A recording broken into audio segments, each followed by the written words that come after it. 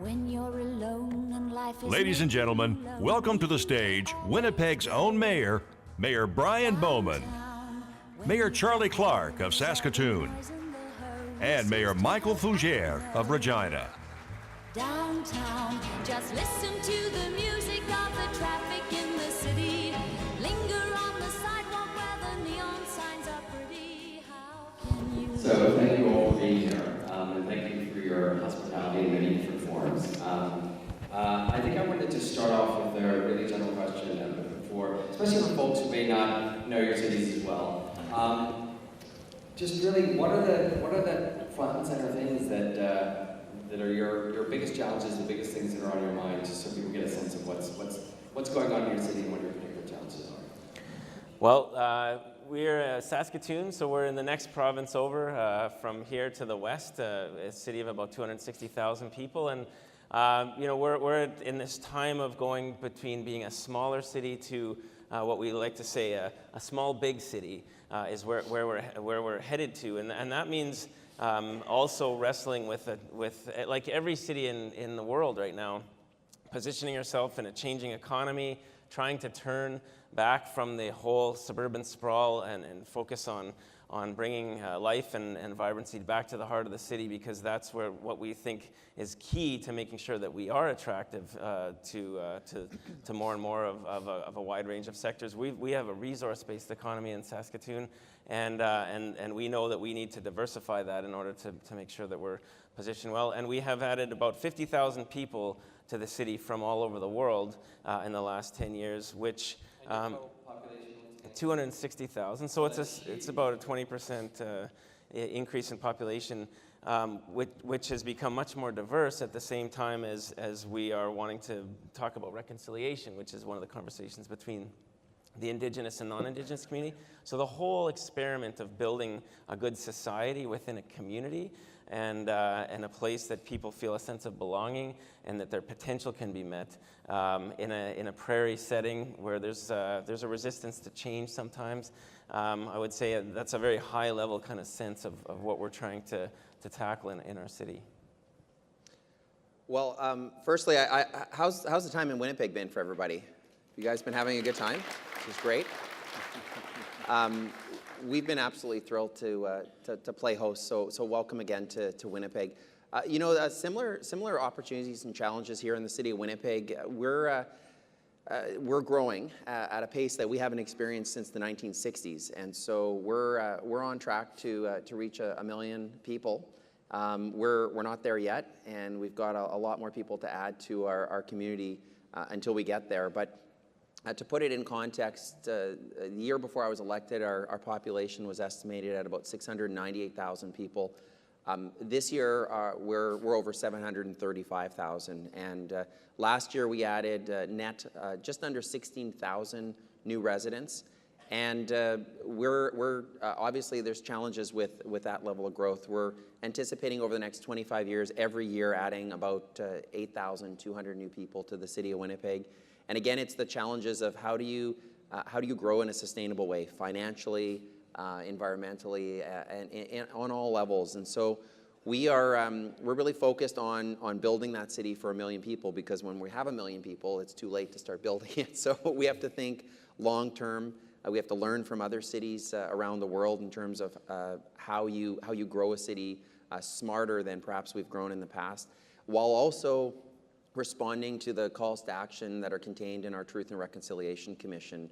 And again, that's perhaps one of the greatest challenges that Canadians face from coast to coast is how do we respond to those calls to action, and how do we ensure that Winnipeg is a place that everybody is proud to call home? In Regina, much the same as both gentlemen just talked about. We're managing growth, anticipating growth, and over the last 10 years, our population has grown quite a bit. Not as much as Saskatoon, they're a little bigger city than we are, about 225,000. Our plan is for about 300,000 over the next 20 years, but that changes, of course. We're the 4th fastest growing city in Canada, and most of that is international immigration, not from within Canada, which is very unique. So we have a multicultural city. We certainly have the truth and reconciliation issues to deal with, but sustainable growth that's really not sprawling. It is actually some new growth, but actually talking about our downtown, we'll talk about that in a moment, but certainly our opportunities within Regina and our challenges is how we deal with 17.5 acres of vacant land that has been vacated by CP, their container yards, and that's the third of 3 phases of redevelopment for our downtown.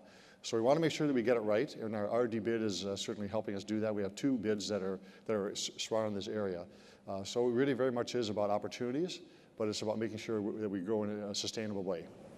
You know, I think about the fact that it's certainly for,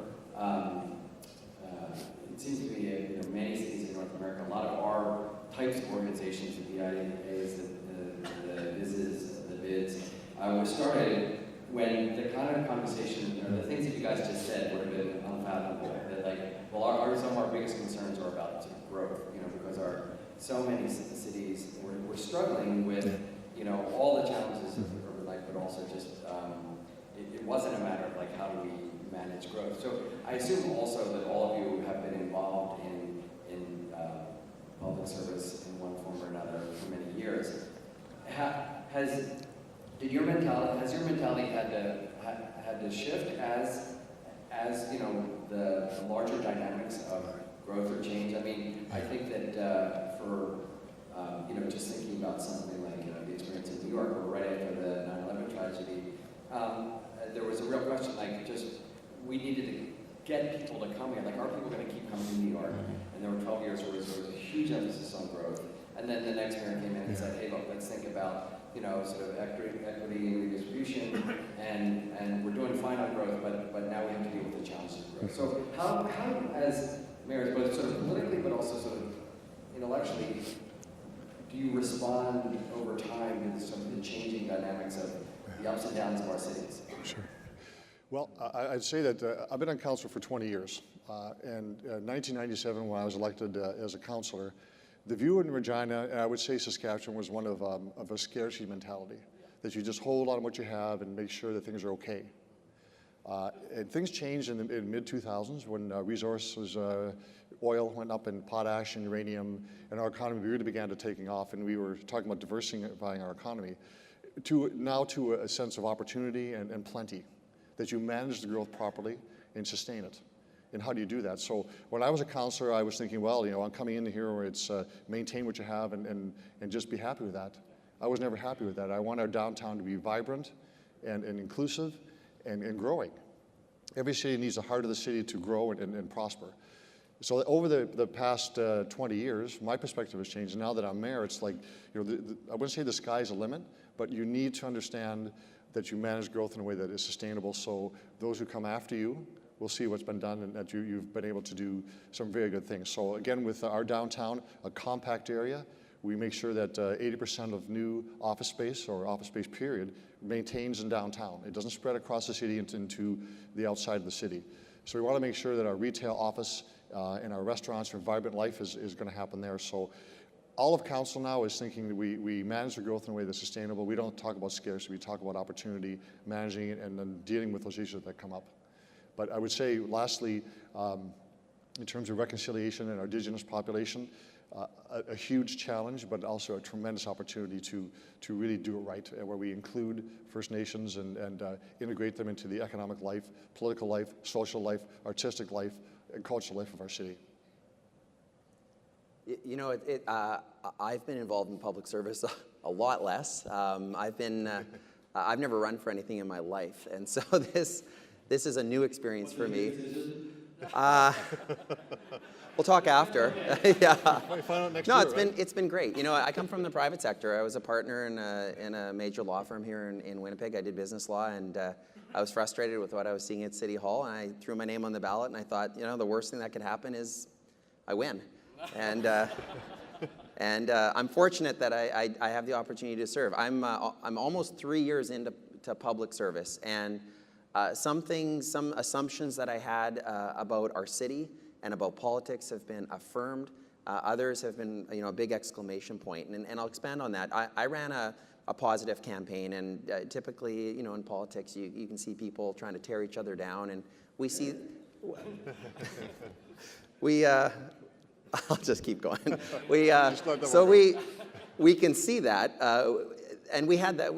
That's not unique to any country, and we saw that here in Winnipeg in spades in the previous administration. And so I ran a campaign that was positive. It was all about looking forward and trying to build bridges within the community and really representing the fact that Winnipeggers' confidence and aspirations have been elevated well before I was elected, but we've trying to amplify them now.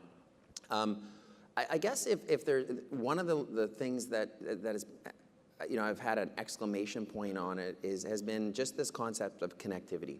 Connectivity between, our community leaders, Gloria and Stefano, for example, and our two of our key biz zones, is just that reliance on the connectivity of the people in the community to get things done.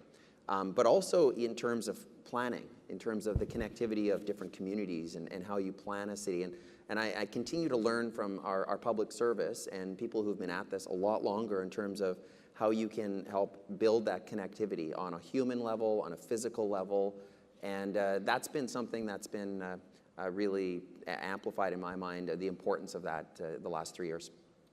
I want to just follow up and then hear from you on some of the same topics. Is, especially because you had the private sector experience very recently, many business improvement organizations obviously represent both the private sector and also the not just businesses but sort of civic interests. And we certainly think of ourselves as, there's different metaphors they use, so sort of bridges between the public and private sector, these in-betweeners, these connectors, but also that the key, ultimately, the most important relationship is with the elected officials and with local government, and like any long-term, and like any relationship, one of the keys is that we're both in this for the long term, and that makes a difference when you have the rough spots and also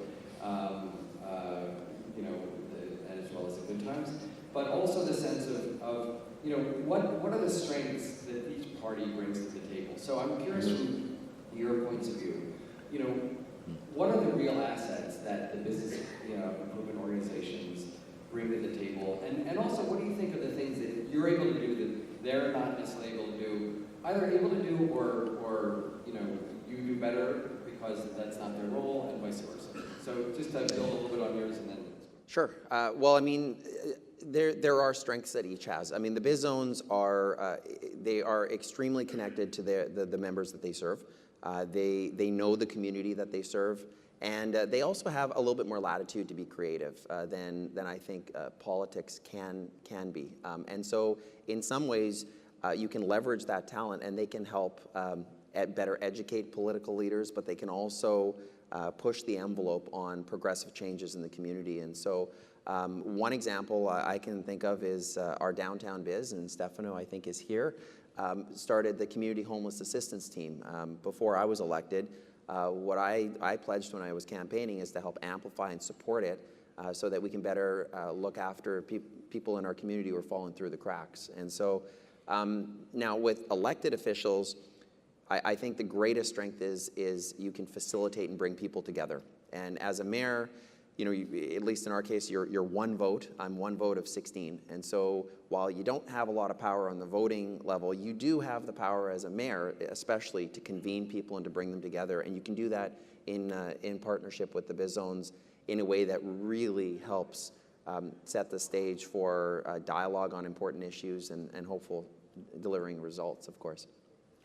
Yeah, I think that bids actually play a really important role. I got elected in 2006, 10 years ago, and one of my campaign stickers said, "Think outside the big box," because I'd lived in 14 different cities before then, and I'd seen the issue of sprawl and how to balance out downtown growth and making sure that you've got great neighborhoods with some of these dynamics of outward spreading out and the segregation that can go along with it.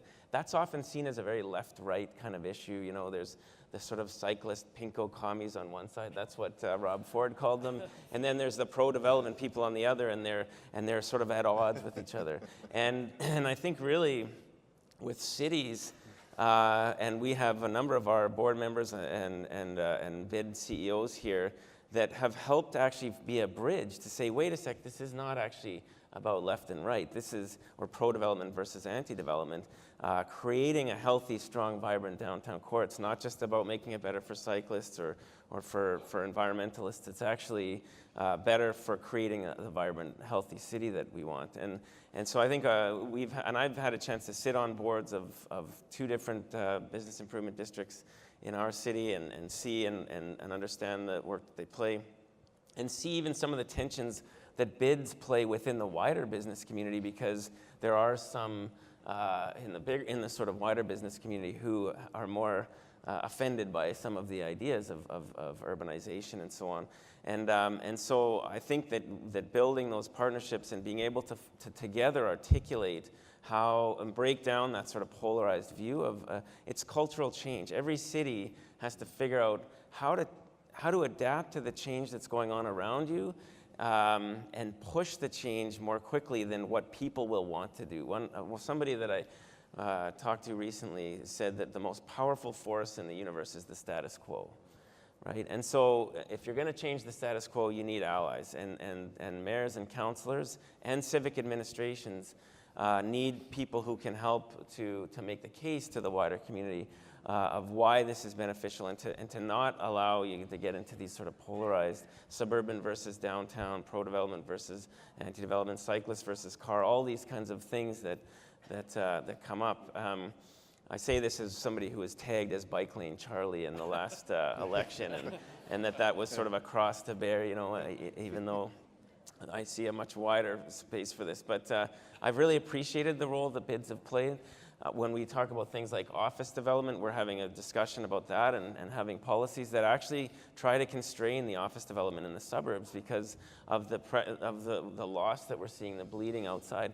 Having bids articulate that, as opposed to just a planning professor from the university or something like that, is really important for helping make that change. So I think we have to really talk to each other, understand how you think strategically about how to make the arguments to the wider community about why to do this, but don't underestimate the importance of being a voice that is both has a business perspective and a kind of an urbanized planning perspective. In addition, and I won't go into it, some of the issues around homelessness and some addressing social issues in a more progressive way, which I see the IDA doing, is also breaking down that sort of polarized way of thinking that I've really appreciated.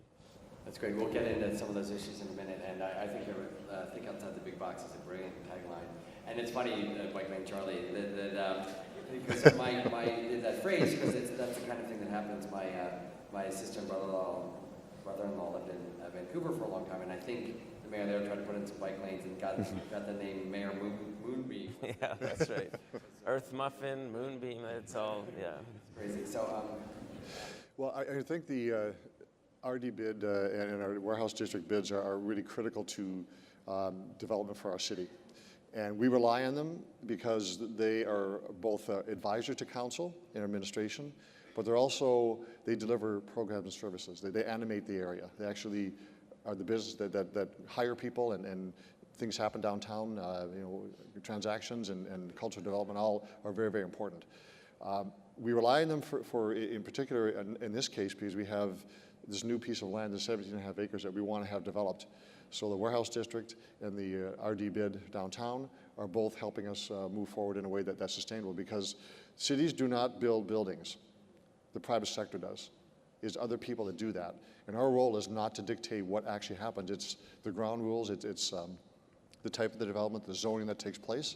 But the pace and type of development is not for the city to say. It's to allow creativity to come forward from the private sector. So we rely a lot of them, again, for how we move forward downtown. What are the problems for downtown? What are the opportunities for downtown? Governments are of the status quo. They don't like change just by definition. City council is the way that you drive change primarily. And when you have a bid helping you talk about possibilities, it makes it for much more dynamic tension, much more dynamic solution to problems that come forward. So in our case, in our point in history this time, we rely on a significant amount of advice, support, and delivery of programs and services. Our City Square Plaza downtown, still a work in progress in terms of how it's going to roll out, But the downtown bid is the one that animates that for us, not City Council. They do it for us, and they are the creators of a lot of activity that happen downtown. So that brings me to the topic of public space, public realm, the spaces in between buildings, and it's always been a central part of what business improvement organizations do, is focusing on that. And our pre-conversation, you talked about the development of the new public space, and it's not just enough to build it, it needs to be sort of animated. You talked about some of the almost inevitable sort of segregations of society, the different segments of society, and in our pre-conversation, you talked about how the public spaces are where you kind of, those different segments mix, and that's sort of where the alchemy of sort of city life in a good way happens. I've sometimes said that the public spaces in our cities are where whatever's working or not working about our society is made manifest immediately. And that can be in terms of antisocial behaviors, or where you see sort of the folks that are down and out. But it can also be where sort of the wonderful energy and diversity and the mix of the city, the animation comes to life. So can you talk a little bit about just sort of what you see as the role of just any observations about the role of public space in the public realm, the public sector's role, private sector's role? Well, I'll start. We have a downtown development plan that we approved in mid-2000s. And in order to begin the process to show that the private sector we meant business, we really wanted to see a vibrant downtown. We invested in the City Square Plaza. And that was to say where this is a place of gathering, and have confidence the city is there to actually put this plan into action. Now, that's still a work in progress, but it's physically there, and Judith Veresuk is responsible, her staff do a great job of animating that and bringing programs down there all the time. Now, in the next phase, we have this 17.5 acres. We are going to be investing in a pedway that will cross over the rail tracks between the two bids, and we'll be relying on the warehouse district to help us do that as well. But that will be a signal that we are, as a city, going to be investing in the public realm. The infrastructure, the pipes in the ground, the pedways, the walkways will be there, so when you're investing, as someone who wants to buy land, in this case from the city, that we're there. We're not going to abandon you as a city, and the bid will be there to support you as well. So you can't have one without the other. You must have private sector or public sector investment to precede, in my view, sustained long-term private sector investment to make sure that it works out well. Because we're not building the hotels, we're not building the restaurants. Other people do that for us, but we have to set the stage for it and put the infrastructure in place, the confidence that things will happen. Brian, any observations about public space and its role in the shaping the identity and also reflecting the challenges in Winnipeg? Well, we have multiple public spaces. I mean, the key public spaces right now are just sidewalks and streets. I mean, where people can connect and get around and keep the city moving. We have many different public spaces all over the city. Of course, in the suburbs, we've got, of course, one of the largest urban forests in North America, the Assiniboine Forest. We've got, downtown though. If we talk about downtown, one of the key public meeting places is the Forks. And Paul Jordan, who spoke to this group, I know the other day, he manages and leads the Forks, which the nice part about the Forks is government isn't hands-on. They appoint people to the board, but it is arm's length. It's a tri-level kind of space in terms of federal, provincial, and municipal. But it is also, it is where Winnipeggers and tourists meet. And so it's a busy place in the summer. It's an even busier place in the dead of winter, where Winnipeggers get out and can skate in the world's longest skating rink, or have a five-star dining experience on the river when we build a pop-up restaurant on the ice. And so those spaces are incredibly important. They're also in the Forks, as the Forks as an example, it's also an incredibly innovative space. So they are constantly recalibrating and reinventing the offerings to visitors. And what they're doing is they're helping bring the community together. So we did a walk for human rights earlier this year. It was a natural place to go to the Forks. So we held this. We had thousands of Winnipeggers I think it was in February. It's a little chillier than it is right now. And we encircled the Canadian Museum for Human Rights. And so that's just an absolutely key public meeting space for Winnipeggers. But there's multiple meeting spaces and parks and festival grounds that we have all over the place. The other thing that we're seeing is the pop-up markets and things like that, which they are, you know, in some cases, evenings in back lanes in the Exchange District. They're incredibly cool, and they're dynamic. They pop up, they're there one night, and then they're gone the next. And so it's, you know, also there's a lot of adaptivity that's happening as a result of the business improvement zones.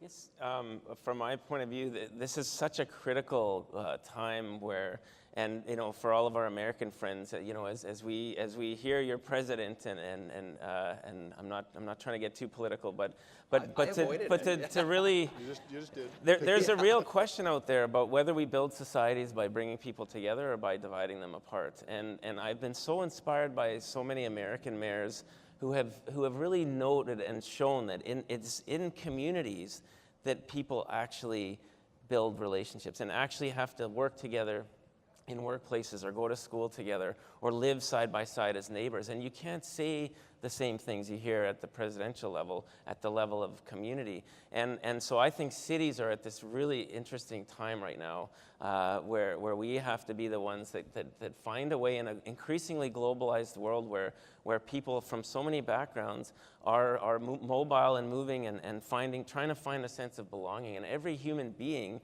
simply wants to, I think, live in a place that they feel supported to meet their potential. And if cities can do that, can create the experience where people feel that they are supported and can meet their potential, then you're going to be more likely to have the creativity and the innovation to solve the issues of climate change and social breakdown and some of those kinds of inequalities that we're facing.